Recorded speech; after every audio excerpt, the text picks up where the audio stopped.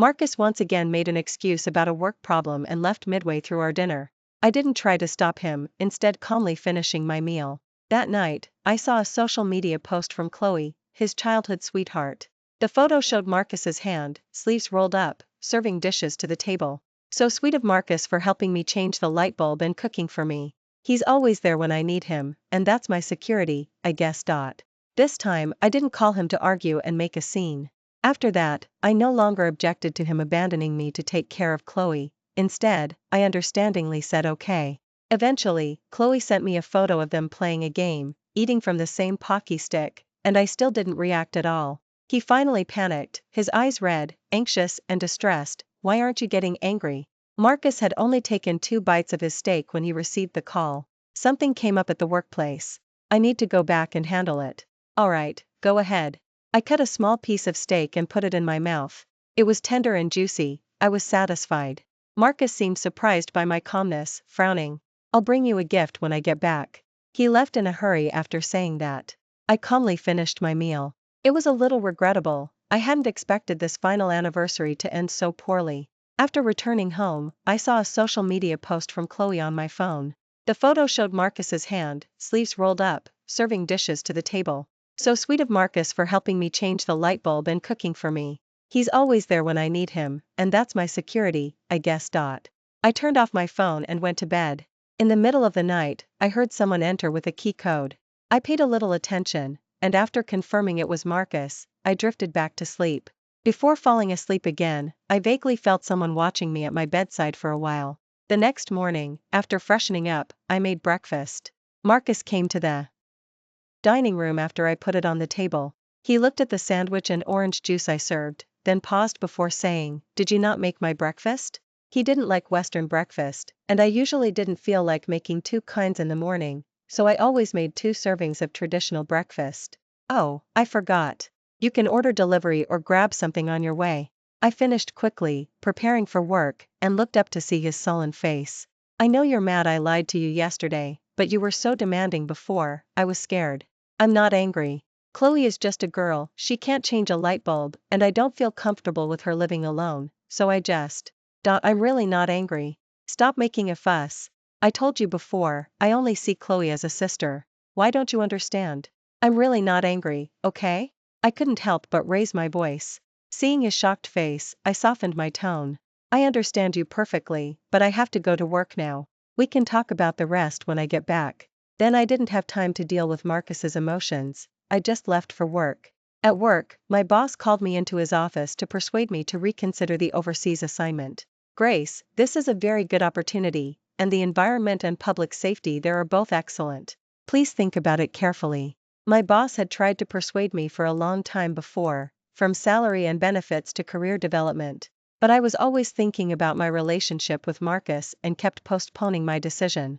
But now, I looked up, seeing a hint of exasperation on my boss's face. I've made up my mind, Mr. Robert. I'm willing to go. My boss was very happy, and not disappointing his expectations ultimately felt like a huge weight lifted off my chest. After work, I ate dinner out. I hadn't expected Marcus to already be home when I arrived. This was certainly unusual. You're home late. His face was calm, and he handed me a box. An anniversary gift.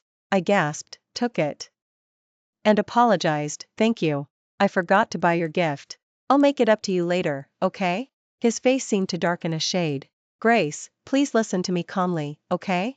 I've told you before, Chloe and I grew up together. It's not easy for her to make her way in this city alone, and I promised her parents I'd take good care of her. I sensed he was getting angry, but I was still somewhat at a loss. Don't get so agitated. I know, I understand. Just say what you mean, stop acting like this. He became even angrier. How many times have I told you we only have a brother-sister bond? How can I make you believe me? Don't you think, if I really wanted something with her, why would I be with you? I tried to calm him down. Just relax. I'm not angry. I truly believe you two have a sibling relationship. You. He held his anger in, his chest rising and falling a few times, then said, I'm hungry. Sorry, I ate out when I came back. Why don't you order delivery or cook something yourself? There are ingredients in the fridge. My answer was met with the sound of him slamming the door. Marcus returned just as I was about to fall asleep. He walked in and stared intently at me. It's raining outside. Huh? Then hurry and dry your hair, or just take a shower? He was indeed all wet, but I didn't understand why he was mentioning it. He said incredulously, I didn't bring an umbrella. I was out for 5 hours. It's raining outside. Aren't you worried at all? You weren't like this before. When we argued, you'd call me or my friends to ask how I was. At the very least, you'd leave the living room light on, waiting for me to come back. But today I was out for 5 hours, and you didn't call me once. I replied gently, I didn't contact you because you're an adult and have enough sense to handle yourself. Besides, I was afraid that asking your friends about your whereabouts would embarrass you. Marcus's face froze. He must have remembered what he had said to me back then. Will you ever stop? I'm an adult, I know what I'm doing. Do you have to hound me like this? And why do you have to call and bother my friends? Do you know how they mocked me? At that time, after hours of asking around to find him, I had just breathed a sigh of relief upon learning his whereabouts. I wasn't met with his gratitude. Instead, he lashed out with furious scolding. But I didn't want to bring up old issues. I was busy with the work handover before my overseas assignment lately, and I was truly a bit tired. Alright, go take a shower first, so you don't catch a cold. I turned and entered the master bedroom. Thinking about the work I needed to hand over, it took a while for me to fall asleep. Vaguely, I felt someone touching my face, then I heard a sigh, and felt the bed dip. Marcus seemed truly angry, leaving early and coming back late every day, avoiding seeing me and not sending me messages. I was glad for the peace and quiet and wouldn't actively create trouble for myself. But after 5 days of the silent treatment, he actually sent me a text message. I'm cooking tonight. Come home and eat. Honestly, I was very surprised when I received the message. Because it had always been me who cooked. I used to playfully complain that I was tired of cooking and wanted him to do it once. He would just hold me and say, my practically zero cooking skills might land you in the hospital, and besides, I just always want to eat my girlfriend's cooking. I was blinded by love back then and didn't dwell on the contradiction between his words and reality. To make meals he liked, I worked hard to learn from recipes after work, getting plenty of cuts and burns. Even when Chloe told me Marcus was a great cook, I was still immersed in the sweetness of my boyfriend often getting to eat my home-cooked meals. That time, Marcus and I had a huge argument, and Marcus's reaction was as calm as ever. Chloe can't cook, and she's picky about food. I can't just let her always order our delivery, can I? She's not like you, who can eat anything. I'm just looking after my little sister. You're a grown woman. Stop always expecting others to cook for you. If you feel you're losing out by cooking for me, then don't do it anymore. It's not like I have to eat your cooking. And after that? I think I still forgave him after his half-hearted apology. How does that saying go? All those tears I shed in love were just a sign of how foolish I was. Indeed, it didn't lie to me. But I still replied, okay. We were almost breaking up anyway. If possible, it was better to part amicably. The moment I opened the door, I heard Marcus's loud voice from the kitchen, Grace, go wash your hands first, sit down for a bit. Dinner will be ready soon. I sat at the dining table, filled with emotion. I hadn't expected there would be a day when Marcus would willingly enter the kitchen. If he had cooked any other day before this, I would have been overjoyed. Marcus quickly served a full meal with multiple dishes. Although they were all on the milder side, after tasting a bite, I felt Marcus's cooking skills were indeed good. Grace, he called out to me, his voice actually holding a hint of feeling wronged. Why haven't you been talking to me for so many days? Before, when we gave each other the silent treatment, you'd come reconcile with me by the second day at the latest, but this time, it's been 5 full days, and you haven't contacted me once. I swallowed the food in my mouth. I was just thinking of giving you some space. He and I looked at each other in silence for a moment. After a while, he said cautiously, that day, Chloe worked too late and was delayed by the light bulb issue, so she didn't have time to finish her meal, which is why I cooked for her. I'll teach her to cook as soon as possible and won't go over there frequently anymore. Oh, okay. Afraid he might suddenly get angry again and say I didn't understand him, I gave a perfunctory reply and then quietly ate my rice. How about you come to this month's gathering with me? I was surprised. I looked up and saw the expectation in his eyes. It wasn't that Marcus had never taken me to his friends' gatherings, but both he and I knew he was referring to their monthly special gathering, the one with only their inner circle, not even partners or family allowed. Its specialness wasn't about the content of the gathering, but the composition of the attendees. Only those in their circle were there, they didn't even bring family members. I had asked him to take me before, but he initially fobbed me off. When he realized I couldn't be fooled, he lost his temper at me. Grace, are you ever going to stop? Can you not be so clingy? You're suffocating me. I've told you already, this is our friends' agreed upon monthly downtime, just the few of us. Why do you have to interfere with even this bit of private space? I flipped the table then, arguing loudly, didn't you take Chloe? He coldly replied, Chloe grew up with me and has met them, so she's not an outsider. Besides, she doesn't have many friends in this city. I took her because I was afraid she'd be lonely by herself. Stop being so suspicious and paranoid, like a crazy person. I hadn't expected him to actively suggest taking me this time, but the handover work before going abroad was really busy. Thinking of this, I still politely declined. Moreover, my relationship with his friends was already strained, and given the current situation, there was no need to interact with them more. Work's been a bit much lately. Let's not. Marcus put down his chopsticks with a clack. His face showed an unspeakable weariness. Grace, I know you're unhappy about Chloe, so I've been indulging you these past few days. But I get tired too. I've been humble enough, what more do you want? You're 28, stop acting like a little girl throwing tantrums, okay? You've misunderstood, I calmly replied. The workplace has genuinely been very busy lately. Have it your way, he said stiffly. After that, we didn't say another word, silently finishing the meal. He still ended up taking Chloe to the gathering. That day, a project at the workplace ran into trouble. Although I was about to resign, I had been involved, so I stayed and worked overtime with my colleagues. During a break from overtime, I opened my phone and saw a notification on my social media post. I tapped to open it and saw that Chloe had tagged me. The photo showed her and Marcus smiling broadly, eating from the same pocky stick. The caption read, "Ha ha ha, the big brothers and sisters were too mean, really teased Marcus and me. Hope doesn't mind." I smiled, casually replying, "It's fine, I don't mind."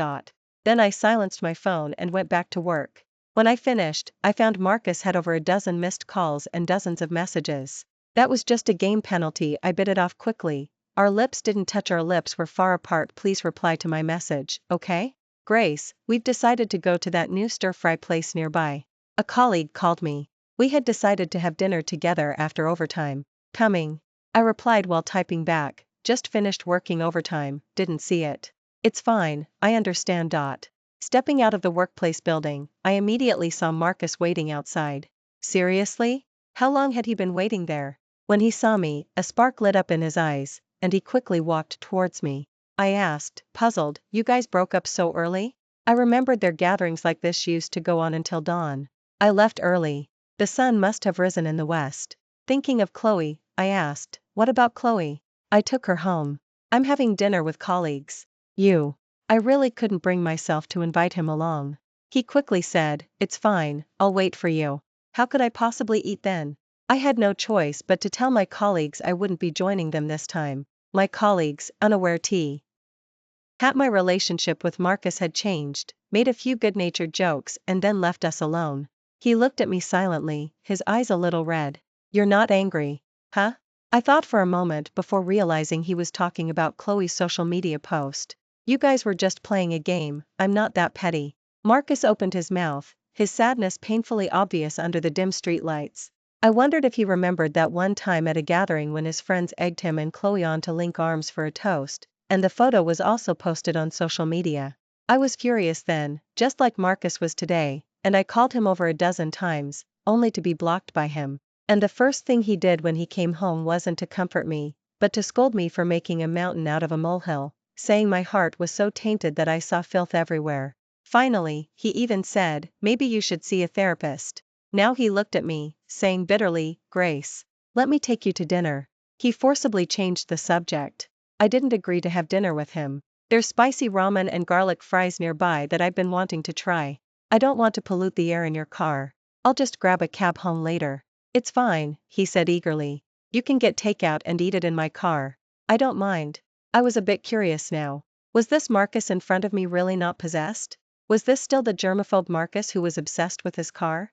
But I couldn't be bothered to argue with him. Thinking I'd just eat something simple at home, I got in the car. He didn't drive the way home, instead, he took a detour to the entrance of restaurant. Just as I was wondering why, he parked and told me, Grace, wait a moment. Then he got out and walked into the street. Alone in the car, looking at the familiar interior, old memories came flooding back. He never used to let me eat in his car. One day, I woke up late and brought a piece of bread to eat in his car, dropping a few crumbs on the seat. He threw a fit, even pulling over to the side of the road to reason with me. That day, afraid of being late, I just got out and took a cab to the workplace. Perhaps my rare outburst of temper had shocked him into silence.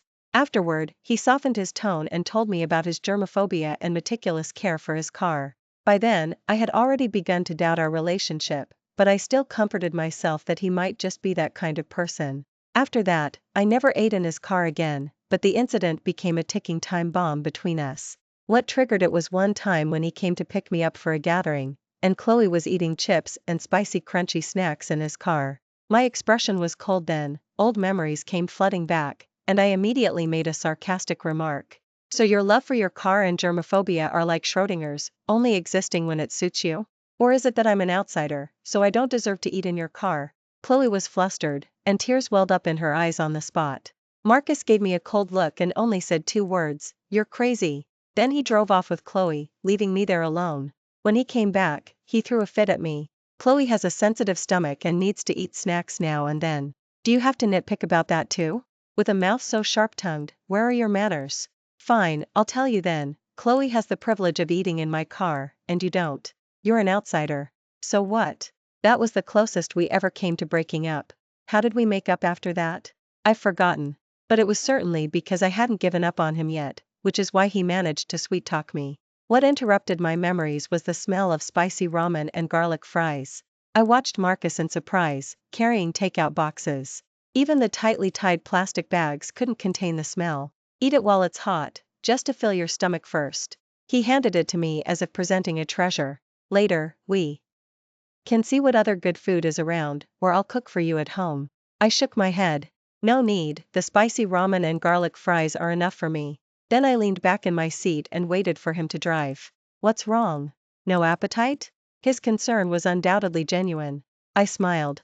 No, it's just a bit inconvenient for you to drive later, so I'll eat it when I get home. It's fine, we can park here. Eat it. It won't taste good when it's cold.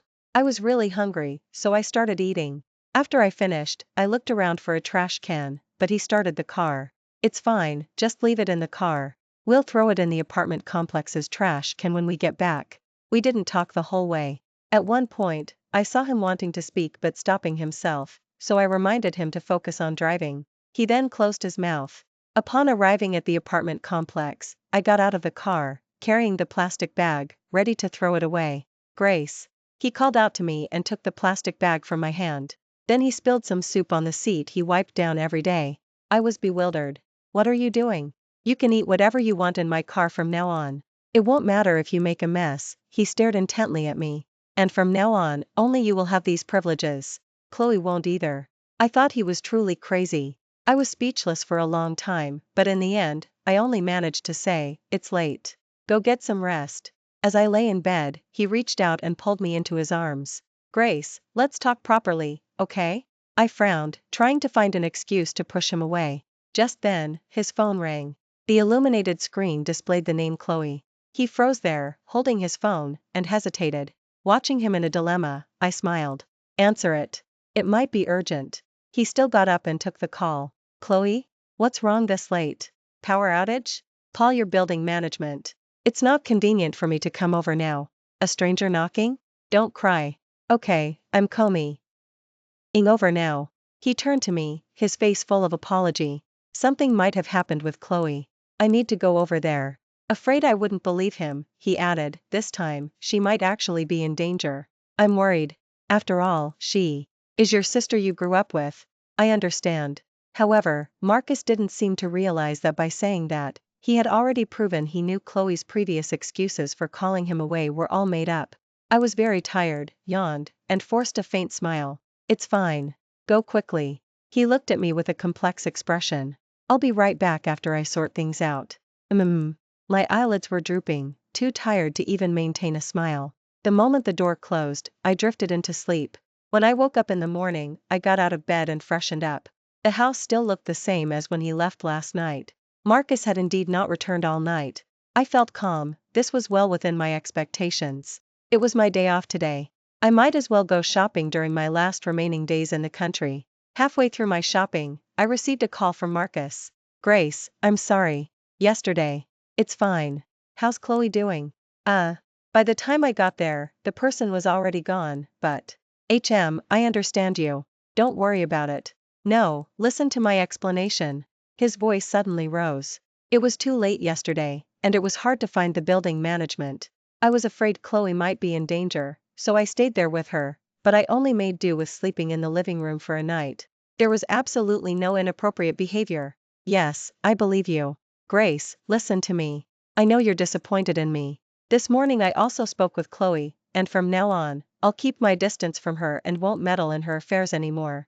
His voice was eager, yet surprisingly full of hope. Chloe also promised me that she won't come to me for everything anymore and disturb our private time together. She even said she knows she was in the wrong before and wants to treat you to a meal. She'll keep her distance from me from now on. The girl is really sincere. Should we have dinner with her? It's the last time anyway. In the end, I had to cut ties, and it was better to break up in person. So, I agreed. Okay. It turned out that the day they scheduled was also the day I was flying abroad.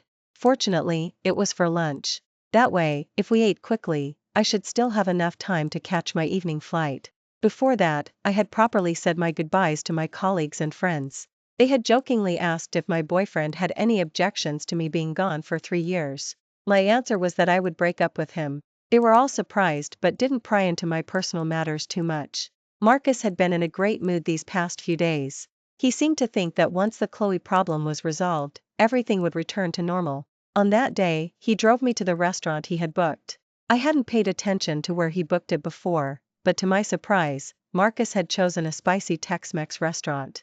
He used to think oily and spicy food was unhealthy, refusing to eat it himself and opposing me from eating it. So, he did know my preferences.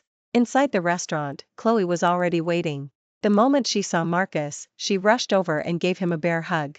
Marcus quickly pushed her away, nervously looking at me. Chloe grinned at me. Marcus and I have always been like this since we were little, Grace. You've seen it before. Marcus said with a straight face, Chloe, I need to tell you, there's a distinction between men and women. We're both adults, this kind of behavior is still inappropriate.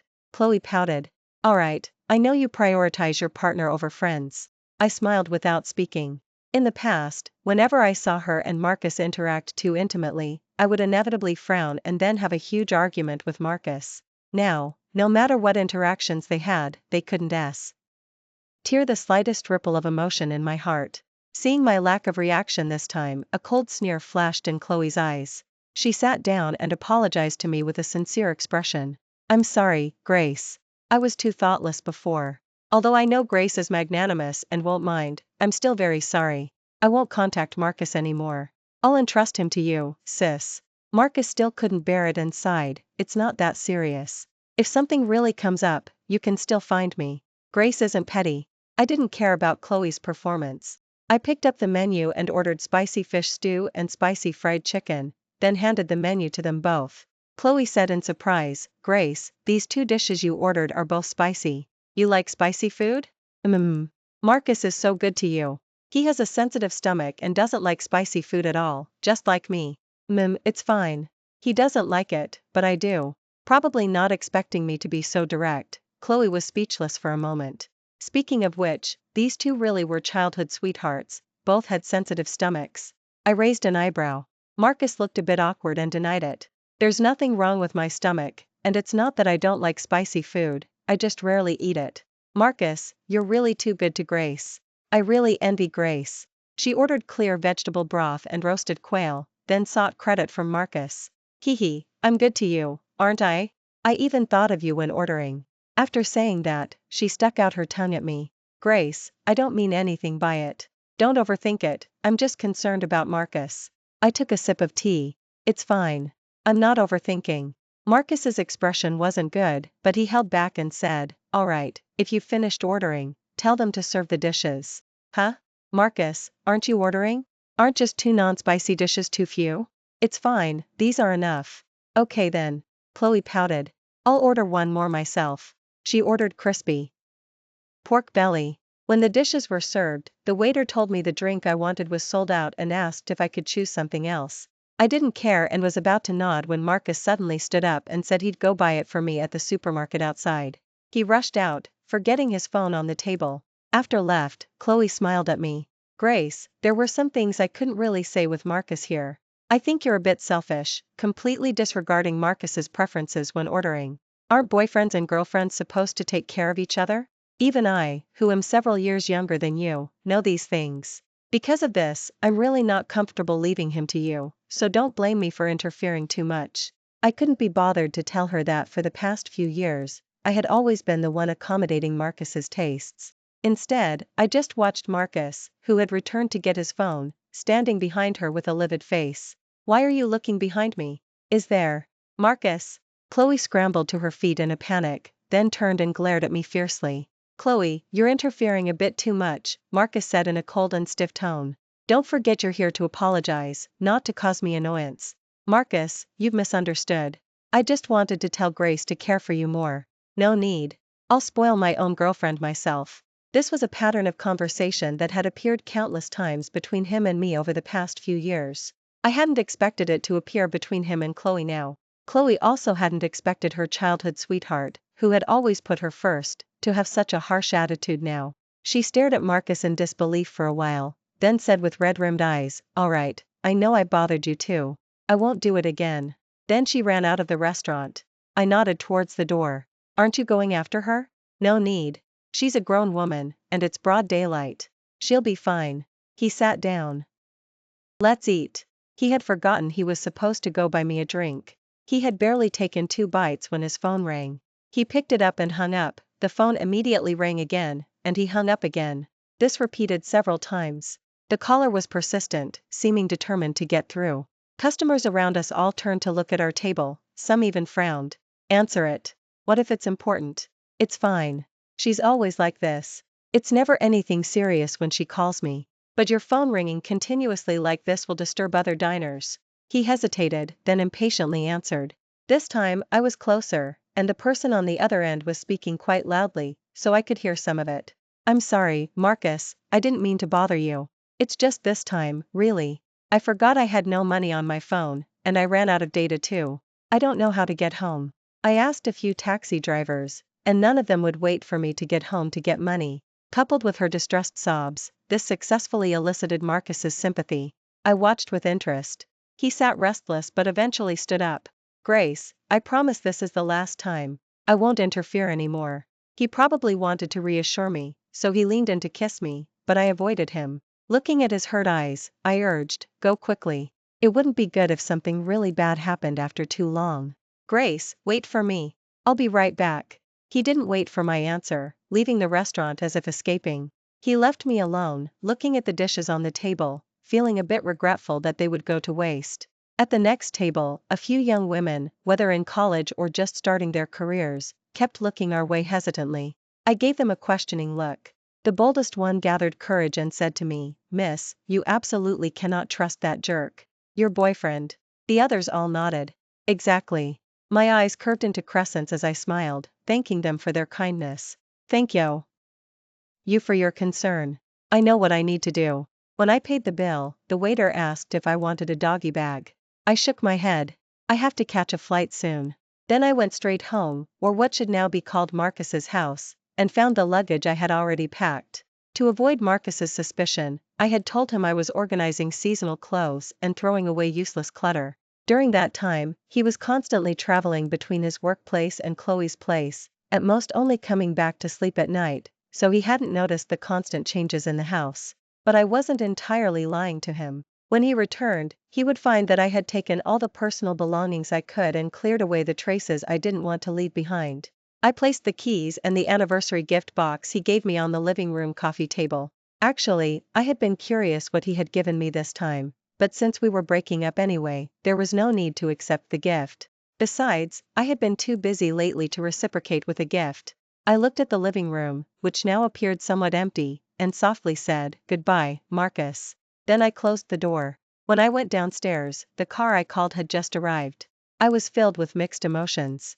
In the end, I hadn't found a chance to break up with him in person. I went straight to the airport. While waiting to board, I sent Marcus a breakup message, then blocked all his and Chloe's contact information. The moment I blocked all of them, I suddenly felt a wave of relief I hadn't experienced in a long time. It was as if all the past grievances had found an outlet, and my future was filled with hope. After waiting for almost an hour, it was finally nearly time to board. Grace! What met my eyes was Marcus, running wildly, utterly disheveled. He caught his breath slightly, grabbed my hand tightly, and said with a trembling voice, "This time I really went back quickly and didn't stay long. But when I went back to the restaurant, the waiter said you had already paid the bill. When I got home, I found all your things were gone. Then I called your colleagues and friends, only to find out you were flying to Sweden today." His eyes were filled with sorrow. "Why didn't you tell me?" "Regarding the news about my relocation, I actually wanted to tell you several times before, but you happened to be busy with something urgent those times. Busy taking care of Chloe." He understood, and blurted out anxiously, "I swear I'll never get involved with Chloe again. I'll block her. I'll cut ties with her and have nothing more to do with her." I shook my head. "You won't be able to." "No, I can do it. She has parents, and she has friends here too. She doesn't always have to come to me." I smiled faintly. "So, she does have friends here after all." Marcus opened his mouth, but no words came out. After a few seconds, he said with difficulty, "Your birthday is in a week. I've always remembered. I was actually planning to apologize properly on your birthday, I just didn't expect you would suddenly be leaving. Since I've already decided to break up with you, there's no need for us to celebrate my birthday together after we've broken up.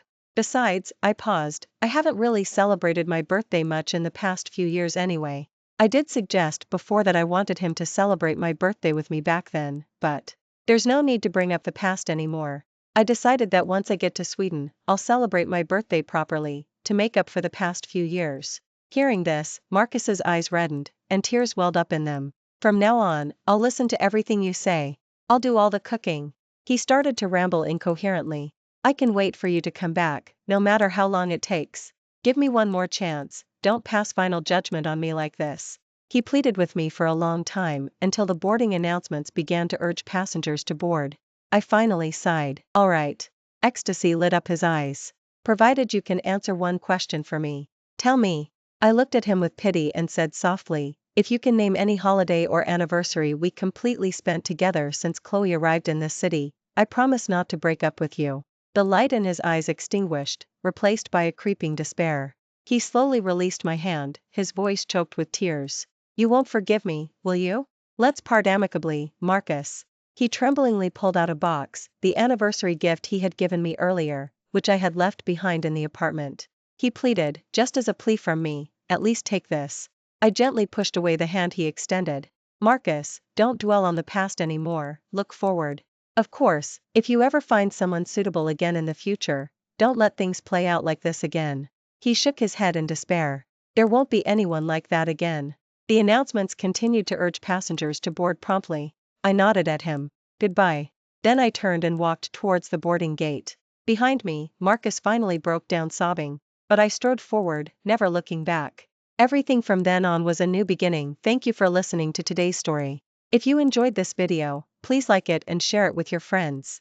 We look forward to hearing your thoughts in the comments section. Feel free to share your perspectives, and don't forget to subscribe to our channel for more captivating stories. See you next time.